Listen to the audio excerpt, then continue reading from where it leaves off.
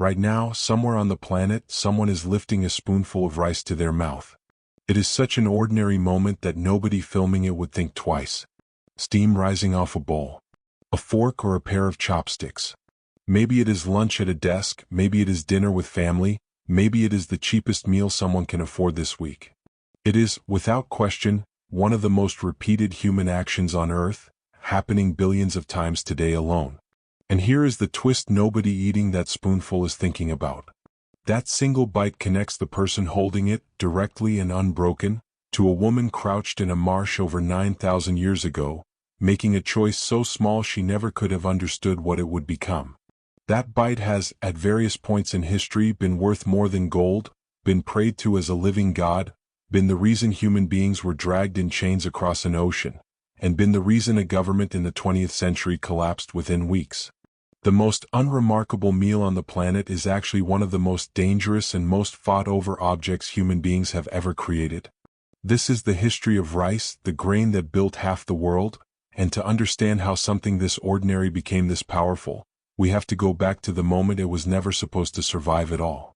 The water is rising and no one in the village understands why. For generations this cluster of stilt houses has stood safely above the marsh, wooden legs sunk deep into soft earth, ladders leading up to huts where families sleep, cook, and store grain grown from a wild grass their ancestors spent centuries coaxing into something new. Tonight the sea is climbing higher than anyone alive has ever seen it climb.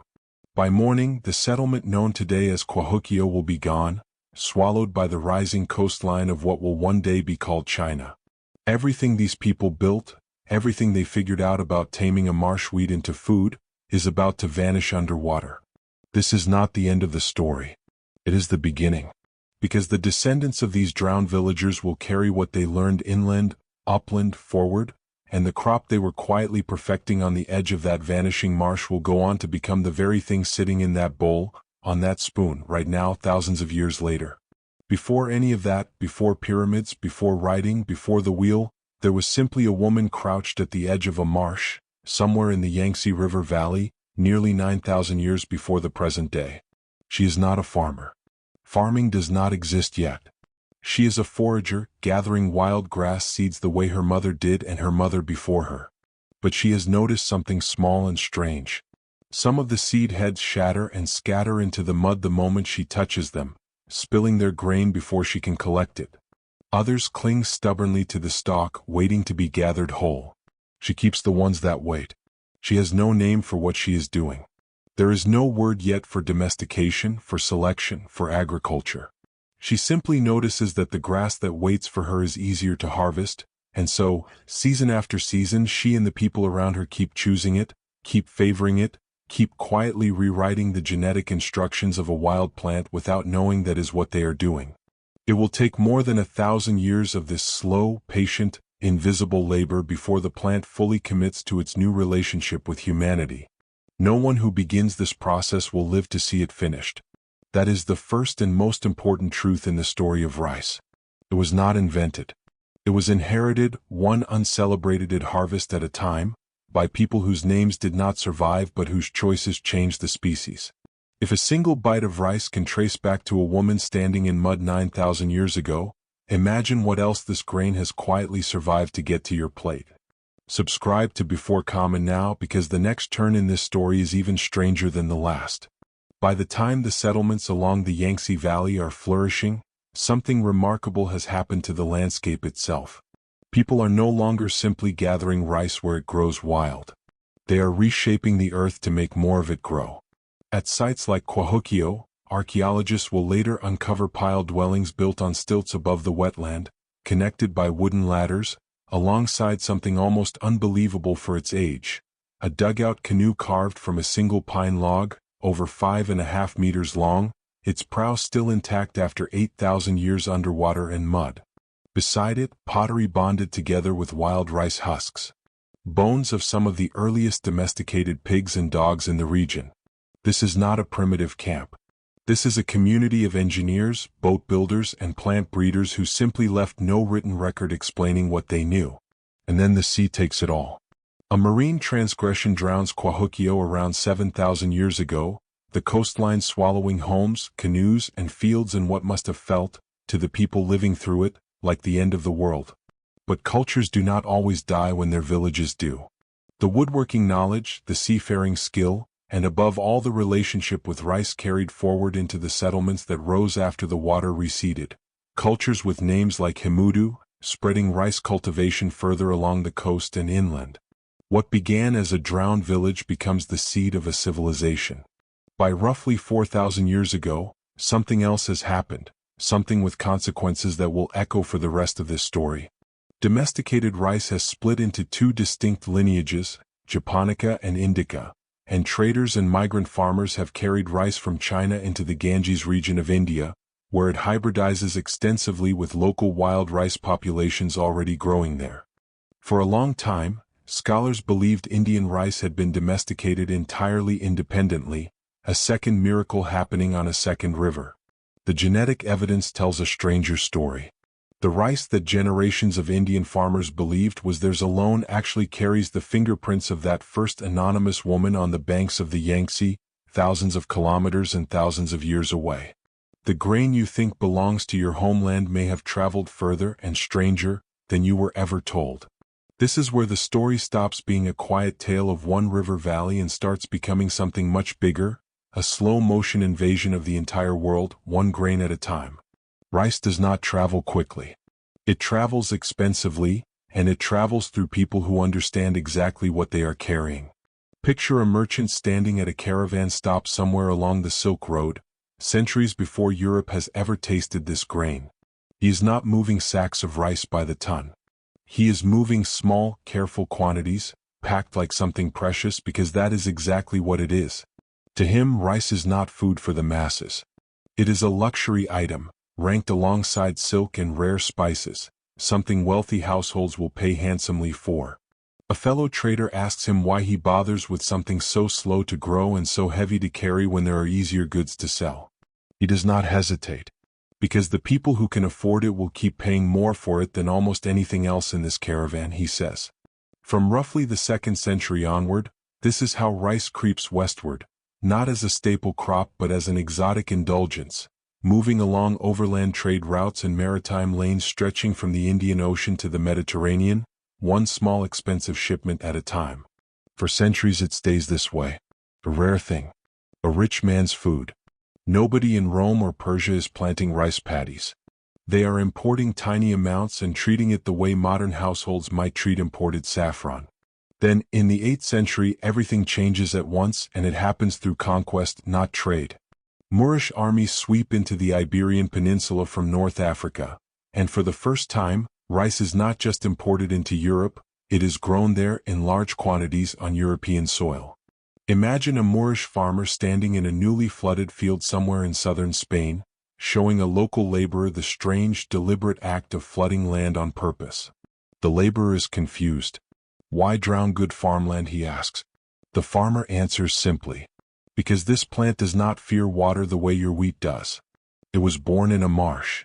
Flood the field and you starve everything competing with it, weeds, pests, everything except the one crop built to survive it. What looks like destruction to the laborer is precision to the farmer, an inherited trick passed down from rice's original marshland ancestors 9,000 years earlier, now reshaping the landscape of an entirely different continent. Within a few centuries, this same Moorish rice spreads to Sicily. By the 15th century, northern Italian farmers are growing it in the Po River Valley, in the region that will one day become famous for one dish above all others, risotto. Two of Europe's most beloved rice dishes, paella in Spain and risotto in Italy, both trace back to the same 8th century Moorish introduction. Millions of people will eat these meals for centuries without ever knowing they are eating the direct descendants of a decision made by conquering farmers on a foreign coastline. While rice is quietly conquering European kitchens, something else is happening further east, something that will turn this crop from a food into something closer to a god. In Japan, rice arrives from Korea or China sometime around the 4th century before the present era, entering first through the southern island of Kyushu. It does not stay a simple import for long. Within generations, rice becomes so central to Japanese identity that the ancient name for the country itself, recorded in early chronicles, translates to the land where abundant rice shoots ripen beautifully. Picture a Shinto priest standing before a shrine, lifting an offering of mochi rice cake and sake toward the altar, believing that within each grain sits a kind of spiritual energy connecting every living thing. This is not a metaphor to him. It is the deepest truth he knows. Spring festivals will be held to beg the gods for a good harvest. Autumn festivals will be held to thank them for one. Between those 2 points, an entire calendar of ritual will form around the fate of this single crop, because in a country where one bad harvest can mean mass starvation, praying to rice is not superstition. It is survival dressed as devotion. The same instinct appears again and again across Asia, independently, in places that have never spoken to each other. In Vietnam, creation myths describe human beings as literally formed from rice seeds. In Hindu wedding ceremonies, a bride and groom feed each other rice as a vow to nourish one another for life. In Buddhist temples, monks build intricate mandalas out of rice grains, only to destroy them afterward, a deliberate lesson that nothing, not even something this sacred, lasts forever. Different religions, different continents, different centuries. The same conclusion reached again and again. Something powerful enough to prevent starvation cannot simply be food. It has to mean something more. And in the mountains of what is now the northern Philippines, that meaning gets carved directly into the earth. Beginning around 2,000 years ago, the Ifugao people start building an almost unbelievable structure using nothing but hand tools and raw persistence. A network of irrigated rice terraces climbing 1,500 meters up the slopes of the Cordillera Mountains. Picture an Ifugao elder standing at the edge of an unfinished terrace wall, showing a young boy how to pack the mud just right so it will hold water without collapsing. This will not be finished in your lifetime, the elder tells him, or in mine. But if you build it correctly, it will still be feeding your children's children long after both of us are gone. He is right. These terraces will still be farmed 2,000 years later, and if every wall built across that mountain range were laid end to end, they would stretch far enough to wrap around half the entire planet. It is one of the most staggering acts of patient human labor in history, built by people whose names were never recorded, in service of a grain that gave nothing back except survival generation after generation for 2 millennia straight. But not every chapter in this story is built on devotion and patience. The next one is built on chains, and it is the darkest turn this grain will ever take. By the late 1500s, European ships are crossing the Atlantic in growing numbers, and Spanish colonists carry Asian rice with them into Central and South America. But the story that will define rice in North America begins differently and far more brutally. English colonists establish plantations along the coast of what becomes South Carolina, and they quickly discover a humiliating truth. They do not know how to grow this crop. Rice demands precise flooding, careful drainage, an intimate understanding of water and soil that none of them possess. Picture a plantation owner standing at the edge of a marshy, useless field, frustrated, watching his first attempts rot or fail to sprout at all. He has land. He has ambition. He does not have the knowledge, and no book in his library can give it to him. The knowledge arrives anyway, carried inside the minds of people he considers property. Enslaved men and women transported from West Africa, many specifically from the regions of Senegambia and coastal Sierra Leone, already know exactly how to grow rice, because their homelands have cultivated a completely separate species of domesticated rice, African rice, for more than 3,000 years, tracing back to origins near the Niger Delta. This is not incidental knowledge. It is generations deep. And because of it, enslaved people from these specific regions are deliberately targeted and considered more valuable at auction, priced higher, sought out specifically for what they know rather than treated as interchangeable labor. Imagine an enslaved woman standing at the edge of a Carolina field, forced to demonstrate the exact flooding and drainage techniques her family used for generations back home, teaching the very people who own her the skill that will make them rich, while she owns nothing, not even her own body. By 1700, South Carolina is exporting 400,000 pounds of rice a year. The techniques that make this possible, the irrigation, the tilling methods, the water management, all trace directly back to knowledge stolen along with the people who carried it. Historians will later put it plainly. Carolina gold rice, one of the most celebrated crops in American agricultural history, was built on African knowledge, extracted through force, credited for generations almost entirely to the plantation owners who profited from it. This is the collision this story has been building toward from the very beginning.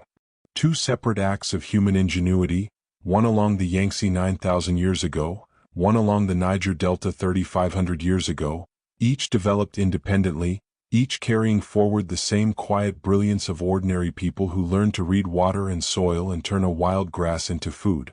And in the swamps of colonial America, those two ancient inheritances are forced together at the point of a lash, one side profiting from a skill the other side is never allowed to be paid for, or even credited with. The wealth built from that stolen expertise will not last. A series of devastating hurricanes tears through the Carolina rice coast, and combined with the collapse of the slave economy after emancipation, the region's rice industry never fully recovers. But the deeper cost, the theft of knowledge and labor and human dignity from people who built an entire agricultural empire for someone else's profit, is one that no hurricane and no collapsed industry can undo or repay.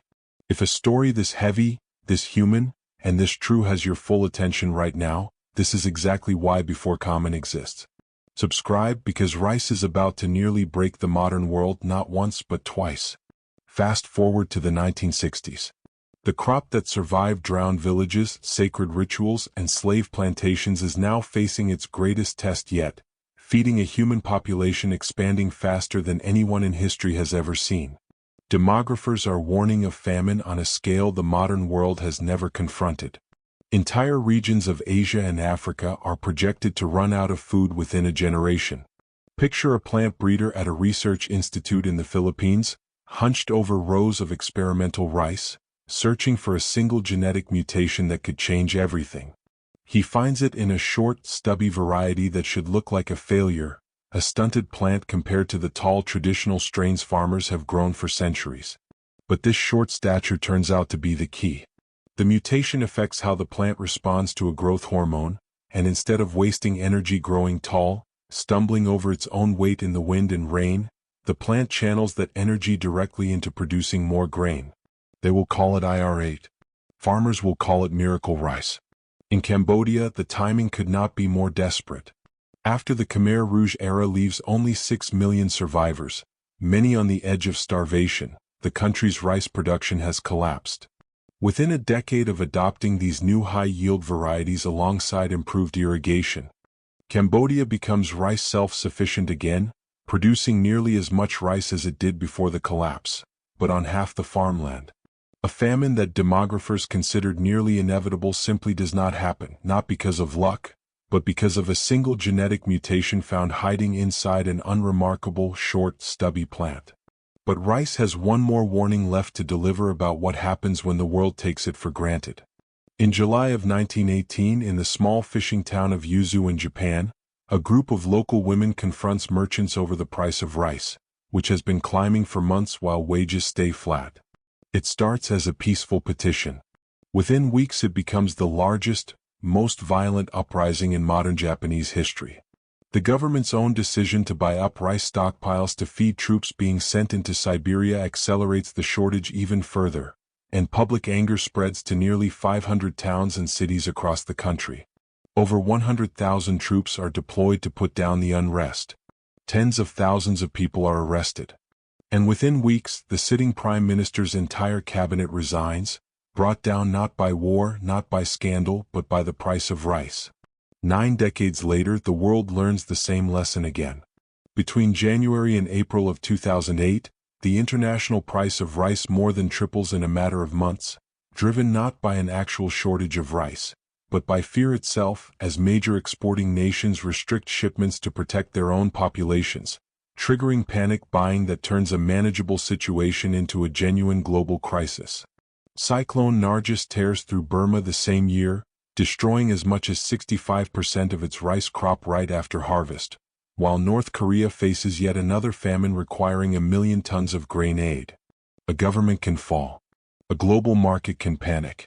All because of the price of a grain that started as nothing more than a stubborn choice made by an anonymous woman in a marsh, 9,000 years earlier. Here is the strangest twist in the entire story of rice, and it is happening right now, not 9,000 years ago. The exact same trick that made rice possible in the first place, flooding a field to drown out every competitor, is now one of the biggest environmental problems on the planet.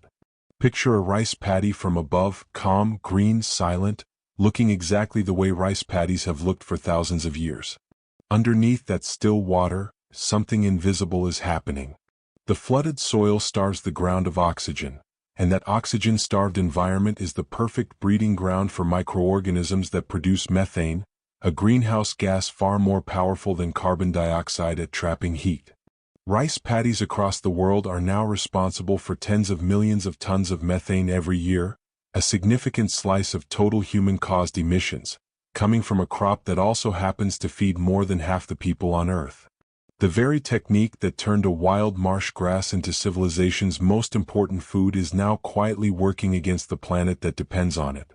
A scientist stares at a genetic map of rice on her screen, searching for an answer inside the plant's own biology. She finds it in a naturally occurring genetic variant, one that changes where the plant sends its energy. Instead of pushing resources down into the roots, feeding the very microbes that produce methane, this variant redirects that energy upward into bigger, heavier grains. Less methane. More food. The same plant, quietly rewritten again the same way it was rewritten 9,000 years ago, except this time the editor is not an anonymous forager in a marsh, it is a researcher armed with a genome sequencer, reaching back into rice's own ancient design to fix a problem that ancient design helped create.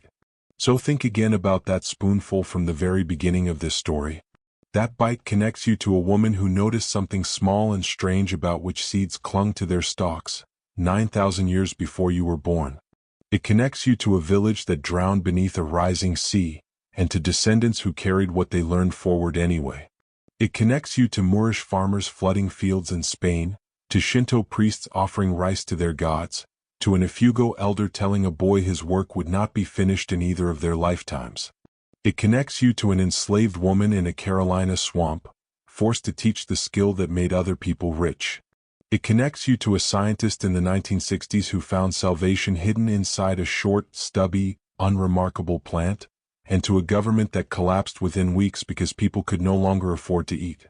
9,000 years, 5 continents, sacred rituals, stolen labor, prevented famines, toppled governments, and it all arrives quietly in a bowl on a table today. The most ordinary meal on the planet was never ordinary at all.